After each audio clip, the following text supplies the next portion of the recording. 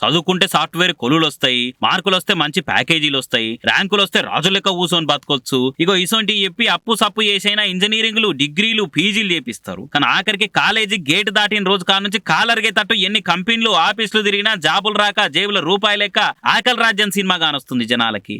అయ్యా కొలువులేవి అని అడిగితే పకోడీలు వేసుకొని కూడా బతకొచ్చు అని చెప్పే దేశకి నేతలు ఉండంగా ఇట్లా కాకుంటే ఇంకెట్లుంటది. కానీ లేటెస్ట్ గా ముంబైలో ఉన్న కలినా ఎయిర్పోర్ట్ లా 2216 కొలువులకు నోటిఫికేషన్లు ఇచ్చిరట.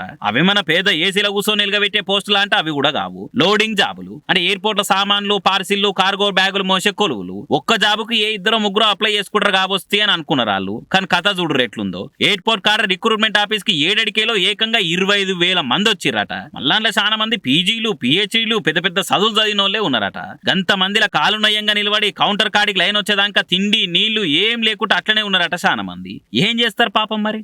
చేద్దామంటే కొలువులు లేవాయే, చేయకుంటే పొట్ట నిండదాయే. ఇక ఇంతమంది వచ్చే వరకలా ఎయిర్పోర్ట్ వాళ్ళే కళ్ళు తెలిసిరట. బొంబాయి రవేస్తా కూడా రాలన్నట్టు బొచ్చడు మంది వచ్చే వరకలా దరఖాస్తులు తీసుకునేటందుకు మస్తు తిప్పలైందట.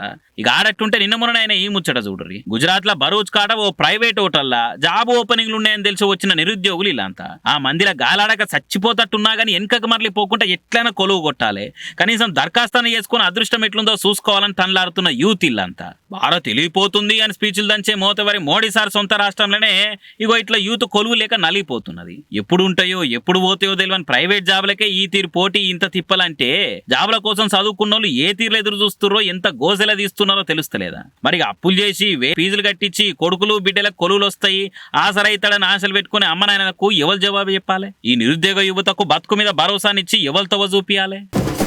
కూటమికే పీఠం దక్కి వైసీపీ ఓటం పాలే వర్కలా సందు దొరికితే చాలు సైకిల్ పార్టీలను వాళ్ళ పాలనను అరుచుకుంటా ఫ్యాన్ పార్టీ లీడర్లు ప్రతాపం చూయిస్తున్నారు. ఏపీ మొత్తంలో ఏడ ఏ చిన్న ముచ్చటైనా కానీ ఎంబటే ఎక్స్ల పెట్టుడో లేకుంటే ప్రెస్ మీట్ పెట్టి సీరియస్ అవడో చేస్తూనే ఉన్నారు. నేనేళ్ళ అంబటి కూడా అట్లనే మంట మీద మాటలకు వచ్చిండు. సత్తెనపల్లిలో అన్నా క్యాంటీన్ కి అడ్డంగా ఉందని 100 ఏళ్ల యాప చెట్టును కొట్టేసిర్రు. ఇగో ఇట్లుంది ఇలా నిర్వాకము, నిజానికి అది అడ్డమే కాదు అని అనుకుంటా అంబటి రాంబాబు అమిత ఆవేశంగా ఎక్స్లో రాసుకొచ్చిండు. ఇక ఆయన అప్లోడ్ చేసిన వీడియోలో కూడా ఆడదాన్నే మిషన్ పెట్టి ముక్కలు కోసి ట్రాక్టర్ లేసుకపోయినట్టు కానొస్తుండే వరకలా ప్రకృతిని కథం పట్టిస్తురుగా అనుకుంటా పంకపాటలు పంచాచాలు చేసిరిగా. మరి అది ఎందుకు కొట్టేసిరో ఏందో అఫీషియల్ గా ఇవ్వలేని క్లారిటీ ఇయ్యలేదు ఇంకా. గానీ పసుపు పార్టీ వాళ్ళు మాత్రం ఉత్తగా ఏం ఉండకుండా కామెంట్లతో కౌంటర్లు ఇస్తున్నారు. అయ్యా అంబటి గారు ఎటు కామెడీయా?